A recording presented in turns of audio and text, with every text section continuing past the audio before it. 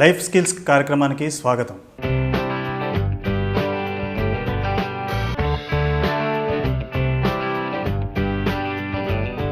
ప్రేమ అనేది నిర్వచించడానికి సాధ్యపడని ఒక భావన. దీనిని నిర్వచించాలని చాలామంది కవులు, నాటకకర్తలు అనాది నుంచి ప్రయత్నిస్తూనే ఉన్నారు.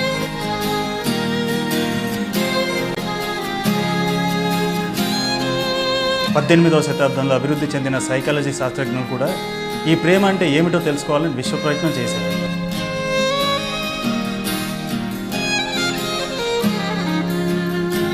ప్రేమించడంలో ఉన్న ఆనందం ఏమిటో ప్రేమించిన వారికే తెలుస్తుంది.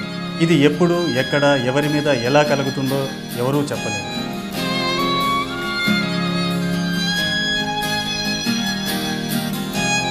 అందుచేతనే ప్రేమకు వయోభేదం లేదని చాలామంది అంటూ ఉంటారు.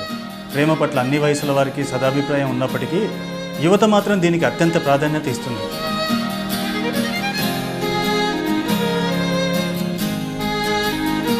కొంతమంది 10వ తరగతి, ఇంటర్మీడియట్ స్థాయిలోనే ప్రేమ అంకురిస్తుందని వాదిస్తున్నారు. ప్రేమకు సంబంధించిన అనేక కథలు, సన్నివేశాలు, సామాజిక సంఘటనలు ఎక్కువగా టీనేజ్కి సంబంధించినవి.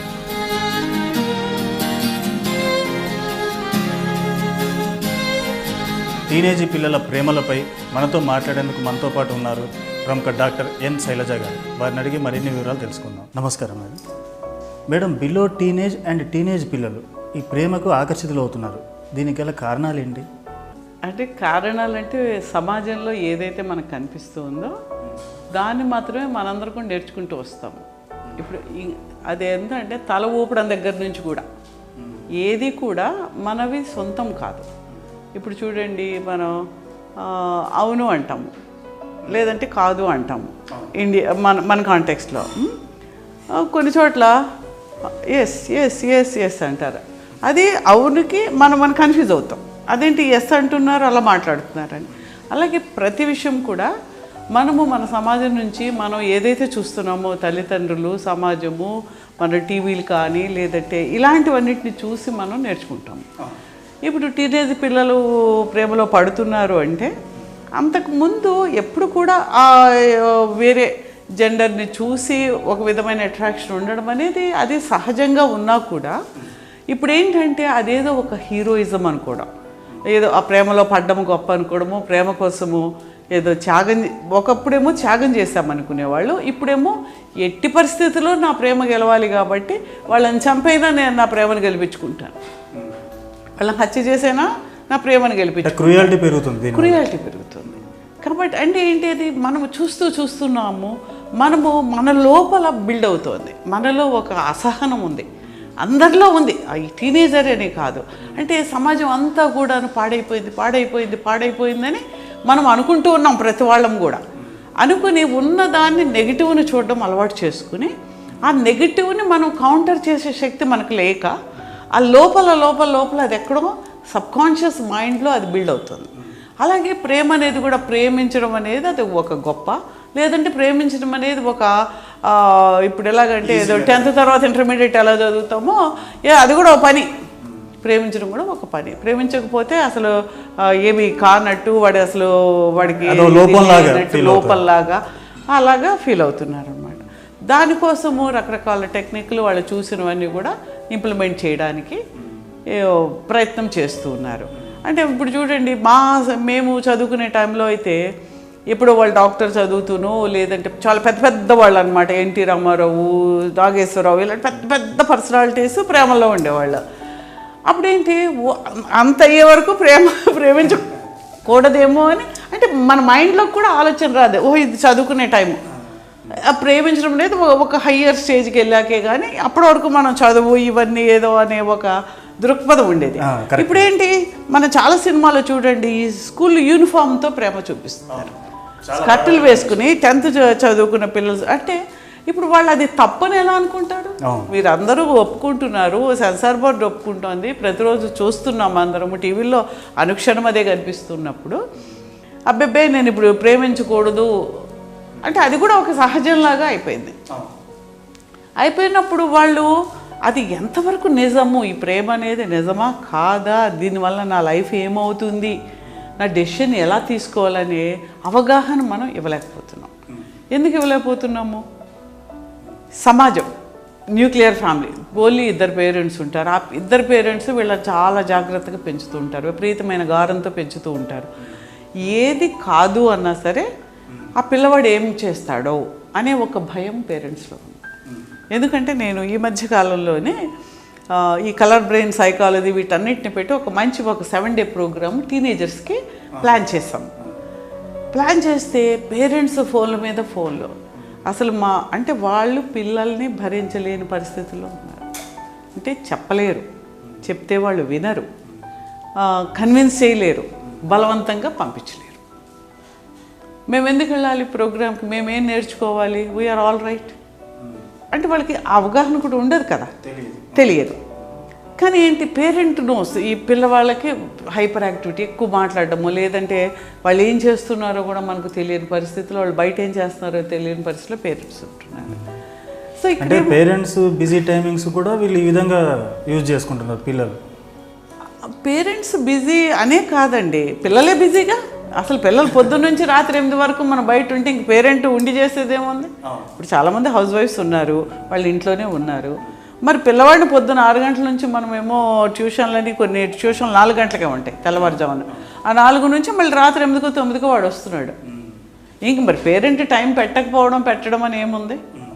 కాబట్టి అది కూడా మనం అనలేము, రీజన్ అది కూడా రీజన్ కాదు. అంటే the society it self, society values, మనము దేనికైతే విలువల్ని ఇస్తూ ఉన్నామో, డబ్బుకు విలువిస్తున్నామో, పదవికి విలువిస్తున్నామో, పక్కవాడు మనల్ని గొప్పగా అనుకోవడం అనే దాన్ని, అదొక భ్రమలో మనందరం కూడా బతుకుతాం. డాంబికంగా ఉండడము అనేది, అంటే డాంబికమనే కాదు, అసలు పక్కవాడు మన గురించి గొప్పగా అనుకోవాలి. మా పిల్లవాడు IIT చదువుతున్నాడు, మా అమ్మాయి ఇంజనీర్ చదువుతుంది, లేదంటే డాక్టర్ చదువుతున్నాడు అని అనుకోవాలి. వాడు ఏం చేస్తున్నాడు, వాడు IITకి వెళ్ళి సూసైడ్ చేసుకుంటే ఎవరేమనుకుంటారు మీ పిల్లవాడి గురించి. అంటే వాడికి శక్తికి మనం ఇవ్వకుండా, వాడి మానసికమైన శక్తిని పెంచకుండా, వాళ్ళని బలవంతంగా ఒక చదువులోనే కూర్చోబెట్టి ఇంకా ఏ స్కిల్ మనం వాడికి నేర్పించడం లేదు. నేర్పించినప్పుడు వాడు, మనము టీవీలో ఏం చూస్తే అదే నేర్చుకుంటాడు, సినిమాలో చూస్తుంది నేర్చుకుంటాడు. మరి నువ్వు అవన్నీ చూసి ఇంటర్నెట్ చూడమంటావు, కంప్యూటర్ నేర్చుకోమంటావు, ఇవన్నీ చేయమన్నాక పిల్లవాడిని ప్రేమించడం మాత్రం మానేయమని చెప్తే ఎందుకు మానుతాడు? అది కూడా ఉంది కదా అందులో, ఆ ఏజ్లో ఉంది కదా, చిన్న ఏజ్ నుంచి చేయొచ్చు అనే అంటే వాళ్ళకి అవగాహన లేనప్పుడు ఆ ప్రాబ్లం వస్తుంది అన్నమాట. కాబట్టి వాళ్ళని మనం బాగు చేయాలంటే మన వ్యవస్థలు అసలు ముందు మన మీద మనకు ఒక పట్టు కావాలి, మన మీద మనకు నమ్మకం కావాలి. పేరెంట్ అంటే ఒక మంచి వ్యక్తిగా ఉన్న వాడి జీవితవంతం మంచిగా ఉంటాడు, జీవితవంతము సక్సెస్ఫుల్గా ఉంటాడు. మనం ఏం చేస్తున్నాము, వాడి 10th వరకు, వాడిని ఇంటర్మీడియట్ వరకు లాగి అప్పుడు ఇంజనీరింగ్ కాలేజీలో పడేస్తే ఒక్కసారిగా వాడు పంజరం నుంచి బయటకు వచ్చినట్టు స్వతంత్రం దొరికిపోతుంది ఉంటుంది. అక్కడ కూర్చోబెట్టి చదివించాం పొద్దున్న నుంచి సాయంత్రం వరకు బలవంతంగా. అక్కడికి వచ్చేటప్పటికి వాళ్ళు ఎందుకు పనికి రాకుండా అవుతున్నారు. యాక్చువల్గా ఏంటంటే అప్పటిదాకా కట్టుబాటులో ఉంటారు, ఒక్కసారిగా ఫ్రీడమ్ వచ్చేస్తుంది. అయితే కాలేజీ అంటే గొడవ చేయాలి. నేను నిన్నగాక మొన్ననే చాలా ఆలోచిస్తూ ఉన్నాను ఇదే విషయం మీద. ఎందుకంటే నా దగ్గర చాలామంది ఇంజనీరింగ్ స్టూడెంట్స్ ఉన్నారు చదువుతూ. అసలు మరి వీళ్ళందరూ కూడా ఇంటర్మీడియట్ పాస్ అయ్యారు, 70-80 మార్కులు వచ్చాయి. ఏమీ రాదు వాళ్ళకి, అంటే సబ్జెక్ట్ రాదు, ఇంగ్లీష్ రాదు, తెలివితేటలు మనల్ని మోసం చేసే పిచ్చి తెలివితేటలే తప్ప రియల్ నాలెడ్జ్ అనేది ఏదీ లేదు. అంటే మన వ్యవస్థలో వాళ్ళని ఎలా తయారు చేస్తున్నాం, కేవలం బట్టి కొట్టి అది అక్కడ రిప్రొడ్యూస్ చేయడమే. అంటే వాడు నిజంగా చదివిన సబ్జెక్టు మీద కూడా వాడి కాన్సెప్ట్ కూడా తెలియదు, జీవితం మీద లేదు, తను చదువు మీద లేదు. అంటే ఇంక వాళ్ళు జీవితంలో రేపు ఏం చేస్తారు, బయటకు వెళ్ళి సక్సెస్ కాలేరు కదా, బయట బతకడం కష్టం, బయట బతకలేరు. బయటకు వెళ్ళేటప్పటికి అదే ఇప్పుడు నేను అమెరికాలో కూడా స్టూడెంట్స్ చూసినప్పుడు అసలు వాళ్ళ చదువు మీద వాళ్ళకి ఎంత అవగాహన ఉంటుందో చెప్పలేం. అంటే తనకు తాను చదువుకుని తనకు తాను అసైన్మెంట్ చేయడము, అక్కడ ఎవరు ఏ పేరెంటు రామ్మ కూర్చోమ్మ తిను అని చెప్పకపోయినా వాడి అసైన్మెంట్ వాడు ఎంతో జాగ్రత్తగా చేస్తాడు. అంటే ఏదైతే టార్గెట్ ఉందో దాన్ని రీచ్ ఇచ్చిన దాన్ని తనకు తాను చేయడానికి తను కష్టపడి చేసుకుని అవన్నీ చేస్తాడు. ఎక్కడో సపోజ్ సోషల్ సర్వీస్కి ఒక క్రెడిట్ ఉందనుకోండి, అది కూడా క్రెడిట్స్ ఉంటాయి వాళ్ళకి. వాడు వెళ్ళి పక్కకి వెళ్ళి ఒక లైబ్రరీలో వర్క్ చేస్తాడు, లేదంటే ఓల్డ్ ఏజ్ హోమ్కి వెళ్ళి వర్క్ చేసి వస్తాడు సండేస్. ఎందుకు అది చేసి ఆ సర్టిఫికేట్ తీసుకెళ్తే వాడికి ఒక క్రెడిట్ ఉంటుంది. అంటే మార్క్, అది కూడా ఒక మార్కు. వాడికి రేపొద్దున సీట్ రావాలంటే మంచి కాలేజీలో ఇవన్నీ ఉండాలంటే ఈ వ్యక్తి హోలిస్టిక్గా ఓవరాల్గా ఒక డెవలప్ అవుతున్న వ్యక్తి అని నిరూపించుకోవాలి. మళ్ళాగా 70-90 మార్కులు వస్తే సీట్ ఇచ్చేయడం లేదు, అక్కడ అన్ని రకాల చూపించాలి. ఇప్పుడు వాడు మెడికల్కి వెళ్ళేవాడంటే వాడు వెళ్ళి ఒక డాక్టర్ దగ్గర ఉండి అక్కడ అసిస్టెంట్గా ఊరినే ఆ పేషెంట్స్కి చేయడము, ఆ పేపర్లు మోయడము, ఒక అవగాహన పెంచుకుంటాడు. అది అగ్రికల్చర్కి వెళ్ళాలంటే వాడు వెళ్ళి వేరే ఫామ్కి వెళ్ళి వర్క్ చేస్తాడు. అసలు మన దగ్గర మన పిల్లల్ని మనం ఎక్కడ పంపిస్తున్నాం?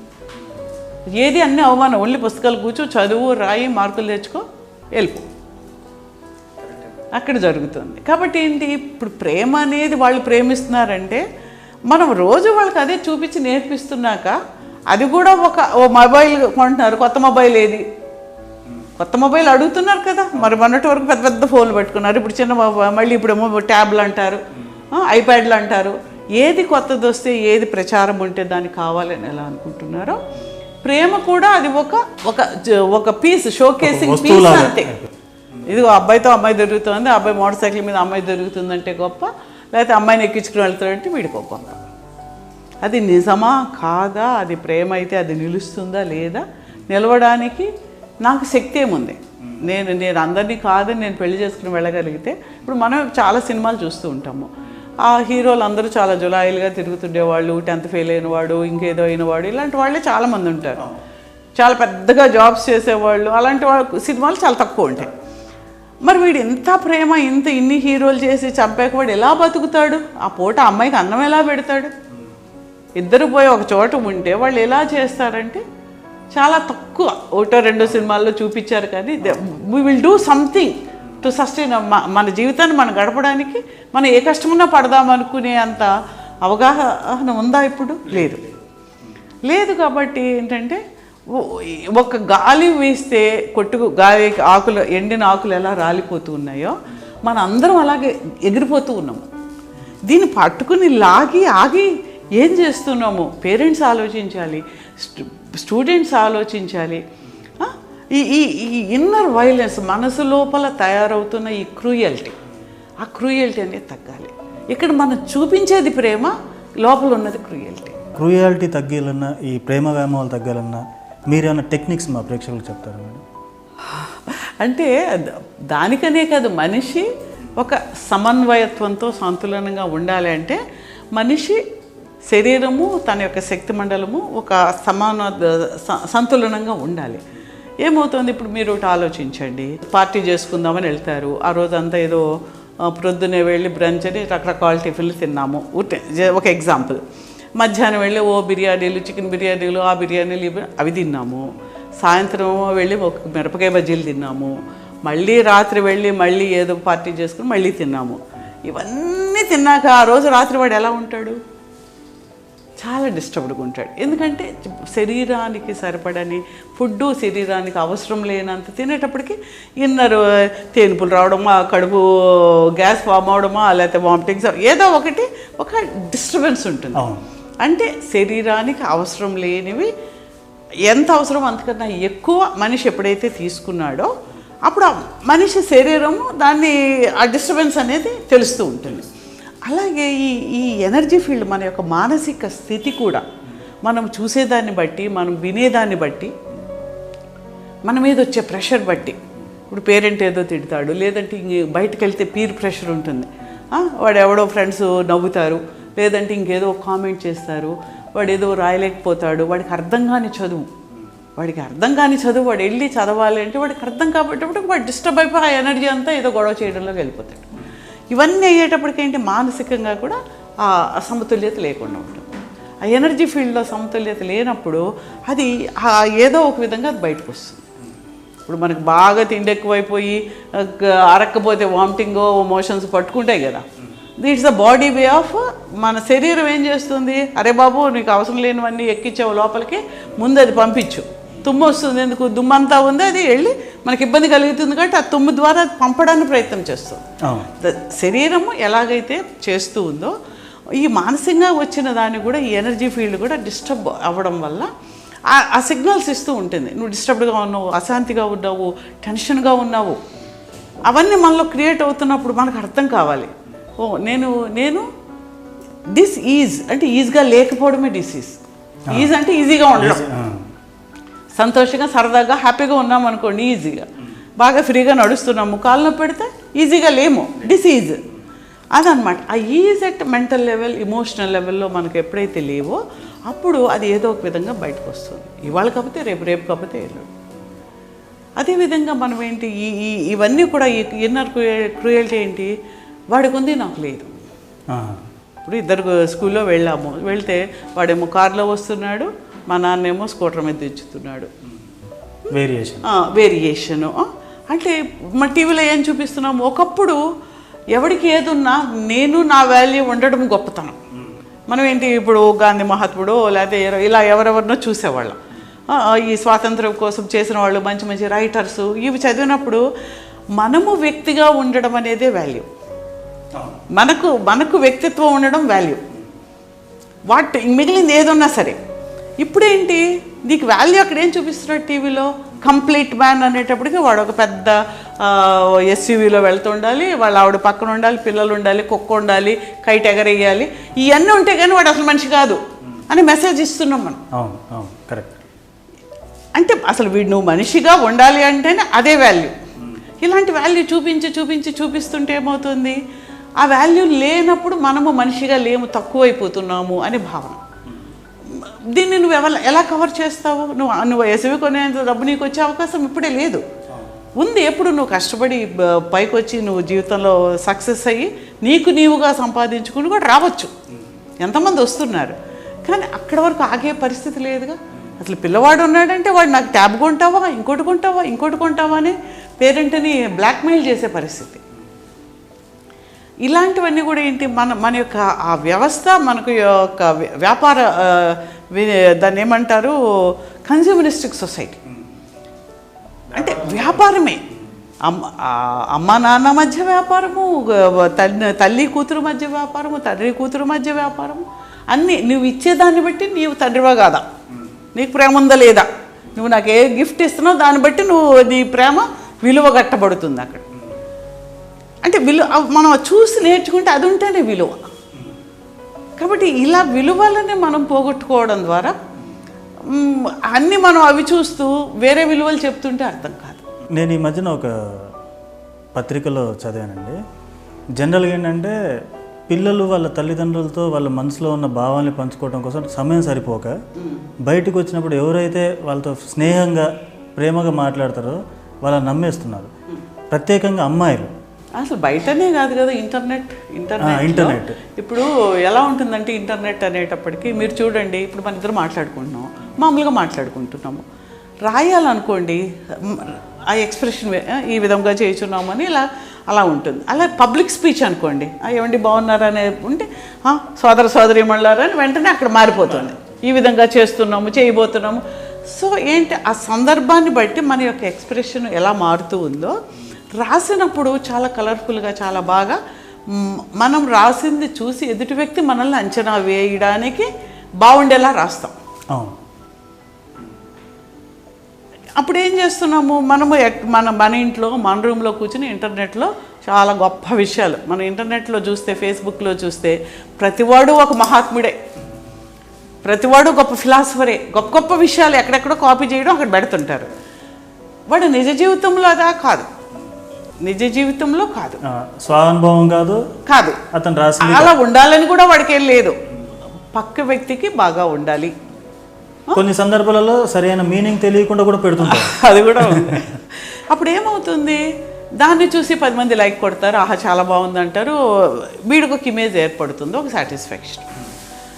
అలా చూసి ఇప్పుడు మీరు అన్నట్టుగా పక్క వాళ్ళతోటి ఇంటర్నెట్లో మాట్లాడి చాటింగ్లోకి వెళ్ళిపోయి అలాగే మోసపోయే వాళ్ళు కూడా చాలా మంది ఈ మధ్యన మనం న్యూస్లో అనమాట. డబ్బులు పోగొట్టుకునే వాళ్ళు ఉంటున్నారు, ప్రేమలో పడిపోయి అక్కడికి వెళ్ళి కొంచెం ఇబ్బంది పడే వాళ్ళు ఉన్నారు.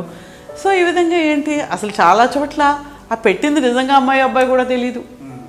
మనం పెట్టిన పేరు ఏదో ఫోటో పెడతాము, ఆ ఫోటో వాళ్ళదా కాదో కూడా మనకు తెలియని పరిస్థితి. అంటే ఏంటి, మనము సమాజంలో మనం ఇవ్వలేకపోతున్నాం ప్రేమ. అంటే ఏమవుతుంది, పేరెంట్కి ఏమవుతుంది, టైం ఇవ్వకపోవడం అనేది కాదు, విలువ ఏది ఇస్తున్నావు అనేది అక్కడ ముఖ్యం. ఆ విలువ ఏంటి ఇస్తున్నావు? ఎలాగైనా వీడు చదివేయాలి, ఎలాగైనా వీడు ఇంజనీర్ అయిపోయి, ఎలాగైనా వీడు ఐఐటీకి వచ్చేయాలి. నేను ఎక్కువ ప్రేమగా చూస్తూ కూర్చోవడానికి వీడికి టైం లేదు. వీడు చదువుతూ కూర్చోవాలి కదా, చదవరా చదవరా చదవరా తోస్తూ ఉండడమే మనం. దానికి కావాల్సింది ఏదో తిండి పెట్టడం, దానికి కావాల్సింది ఏదో మనం చూడడం వరకే తప్ప మిగిలింది ఇవ్వలేకపోయినప్పుడు ఏమవుతుంది, వీడికి ఎంతసేపు తనకేం కావాలో అడగడం ఎప్పుడైతే లేదో అదే వాల్యూ. చాలామంది నేను డాక్టర్స్ పిల్లల్ని చూస్తాను, వాళ్ళిద్దరు డాక్టర్లు అయితే పిల్లవాడు ఎందుకు డాక్టర్ అవ్వాలి? వాడికి నిజంగా సమాజాన్ని సేవ చేయాలని ఉందా, పేషెంట్కి వెళ్ళి సేవ చేయాలని ఉందా లేదా? కానీ కాదు, అది గొప్ప. మా పిల్లాడు కూడా డాక్టర్ అయ్యాడు, లేకపోతే మా నర్సింగ్ హోమ్ వాడు చూసుకుంటాడు. అంటే ఏ కెరీర్లో ఉన్న వాళ్ళు వాళ్ళ పిల్లలు అదే కెరీర్లో ఉన్నత స్థానానికి వెళ్ళాలనే ఒక ఆలోచన అని అనుకునేటప్పటికి వాడికి ఉండకపోవచ్చు. అంటే నీ యొక్క నేపథ్యం వేరు, వీడి నేపథ్యం వేరు. నువ్వు ఎంతో కష్టపడి చదువుకుని వచ్చి ఉండొచ్చు, వీడు అసలు గోల్డెన్ స్పూన్తో వీడు వచ్చాక వీడు కూడా నేను ఎందుకు అంత కష్టపడాలనుకుని నేను ఒక ఆర్టిస్ట్ అవుతాం అనుకుంటే నిజంగా వాడు ఆర్టిస్ట్ అయితే వాడు ఇంకా చక్కగా సక్సెస్ కావచ్చు. కానీ మనం దానికి ఒప్పుకోకుండా వీడిని ఇలాగే చేసేటప్పటికి చాలామంది నా దగ్గరికే వచ్చిన కేసుల్లో ఇలా డాక్టర్స్ పిల్లలు వాళ్ళు సైకలాజికల్గా ఎఫెక్ట్ అయ్యి సీటుకి రాదు అని సైకలాజికల్ ఎఫెక్ట్ అయిపోయి ఇంకా కాలేజీలు మానేసి ఇంట్లో ఉండిపోయిన వాళ్ళు ఉన్నారు, సూసైడ్స్ చేసుకున్న వాళ్ళు ఉన్నారు. మరి దేనికోసం మన పిల్లలు సూసైడ్ కోసం మనము తీసుకెళ్తున్నామంటే ఏ విలువల కోసం చేస్తామంటే మనం కూడా ఈ వ్యవస్థలో ఒక పావులైపోయి, లేదా పక్కన వాళ్ళు ఏమనుకుంటారు, పక్క వాళ్ళు మనం తక్కువగా చూస్తారేమో. ఒక నిజమైన సంతోషానికి ఆనందానికి ఒక జీవన ఒక విధానానికి దూరం అయిపోయి మన యొక్క భారతీయ జీవన వికాసానికి దూరం అవుతూ ఉన్నాం అన్నమాట. కానీ దీన్ని బ్రేక్ చేయాలి అంటే చాలా ధైర్యం కావాలి. మనం బ్రేక్ చేసి నిలబడాలి అంటే అంత ఈజీగా ఉండదు. ప్రతి నిమిషం మనల్ని క్వశ్చన్ చేసేవాళ్ళు, మనల్ని హేళన చేసేవాళ్ళు, దాన్ని మనము అంటే ఎనీ రెబెల్ ఎవరైనా కొత్త మార్గం ఏర్పరచుకోవాలి అంటే వాళ్ళకి ధైర్యం కావాలి. ధైర్యంగా ఉన్నవాడు నిజంగా సంతోషంగా ఉంటాడు. ఈ ప్రేమ వ్యామోహంలో పడి పెడదూర పడుతున్న యువత సరైన మార్గంలో నడవాలంటే ఎటువంటి చర్యలు తీసుకోవాలి? ఏదైనా కమ్యూనికేషన్ అనేది ఉండాలి. అంటే ఆ వ్యక్తి యొక్క మనసు ఏ విధంగా చేస్తుంది, మనకి సబ్కాన్షియస్ మన మైండ్లో ఎలాంటి ఇమేజెస్ పడుతున్నాయి, ఎలాంటి మెసేజెస్ ఉన్నాయి అనే దాని మీద వర్క్ చేయాలండి. అంటే స్కూల్ కానీ కాలేజెస్లో కానీ గ్రూప్స్ ఉండి ఆ గ్రూప్స్ మాట్లాడుతూ ఉండాలి. ఎంతసేపు మనం వెళ్ళి వాళ్ళతో మాట్లాడడం కూడా కాదు, మనం వెళ్ళి మనకేదో తెలుసు అనుకుని మనం వెళ్ళి వాళ్ళకి స్పీచ్లు ఇవ్వడం కూడా కాదు.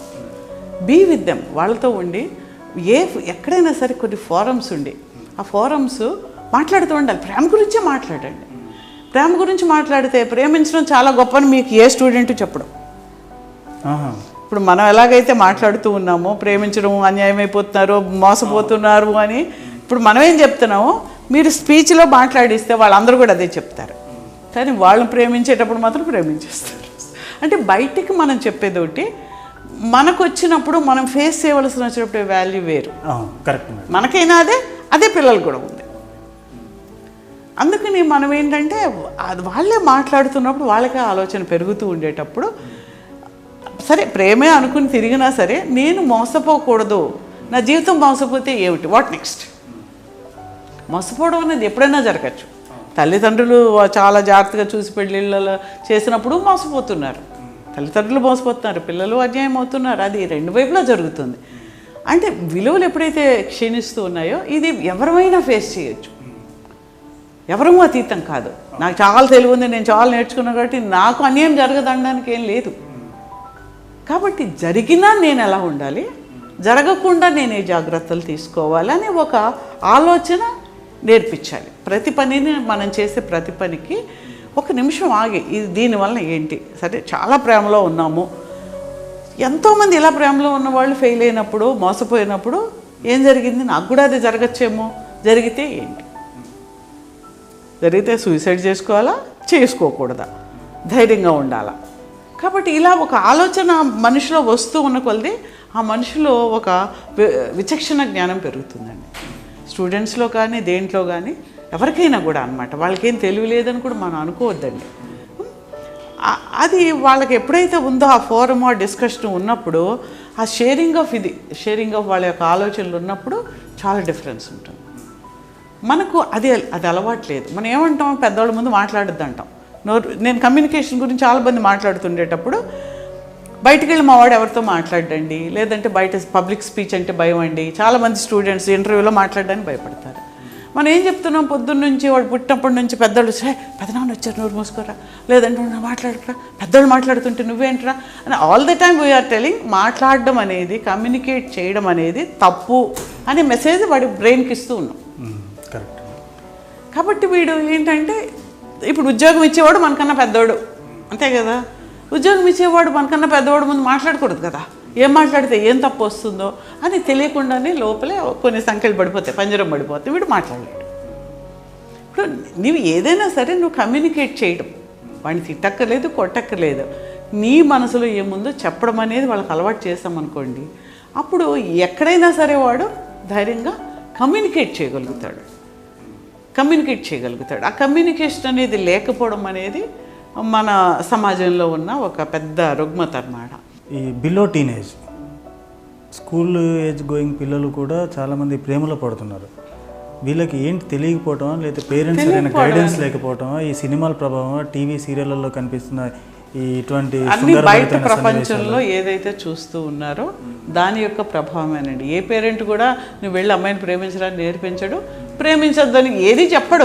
వాడికి ఇంకా వాడు పిల్లవాడిలాగే చూస్తుంటాడు. వీడు వెళ్ళిపోయి ఎవరినో రేప్ చేసి వస్తున్నాడు. మొన్న ఒక కాలేజ్ కాదు స్కూల్ స్టూడెంట్స్ వాళ్ళ క్లాస్మేట్ని రేప్ చేసిన కేసు ఒకటి చూసాము. అది ఏ పేరెంట్ నేర్పించారా, టీచర్ నేర్పించారా, అసలు అది వాళ్ళకి అది రేప్ చేస్తున్నామని కూడా తెలియదో కూడా తెలియదు మనకు. వాట్ దే హ్యావ్ సీ, ఏదో టీవీలో చూస్తారు, ఇంటర్నెట్లో ఏదో చూస్తారు, ఏదో చేస్తారు. ఇట్స్ వన్ మోర్ యాక్ట్ అంతే అనమాట. ఏదో తుపాకీతో ఎలా పేల్చినట్టు యాక్షన్ ఎలా చేస్తున్నారు, ఇది కూడా ఒకటి చేసామని కూడా ఉండొచ్చు. ఐ కెనాట్ వాడికి అంత ప్రీమెడిటేటెడ్గా చేసేంత కూడా ఉండొచ్చు, లేకపోవచ్చు. కాబట్టి ఇలాంటి సంస్కృతిలో, ఇలాంటి వ్యవస్థలో మనం ఉన్నప్పుడు దాని గురించి మనం మాట్లాడి తప్పు ఒప్పులు చెప్పి వాళ్ళతోటే మాట్లాడించినప్పుడు వాళ్ళలో చేంజ్ ఉంటుంది. అంటే చేంజ్ కాదు, వాళ్ళలో కరెక్ట్ అవగాహనతో కరెక్ట్ స్టెప్ చేయడానికి వాడు అవకాశం ఉంటుంది. టీనేజ్ పిల్లలు ప్రేమలో పడితే ఎలా ఉంటుంది, వాళ్ళ తల్లిదండ్రులు ఎటువంటి జాగ్రత్తలు తీసుకోవాలి, తదితర అంశాల గురించి మా ప్రేక్షకులకు చాలా చక్కగా వివరించారు. నమస్తే మేడం.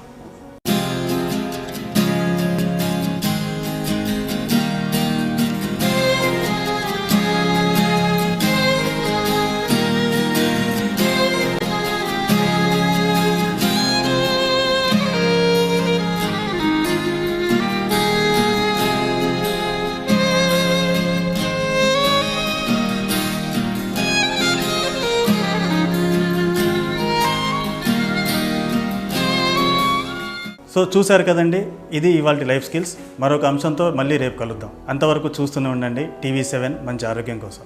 నమస్తే.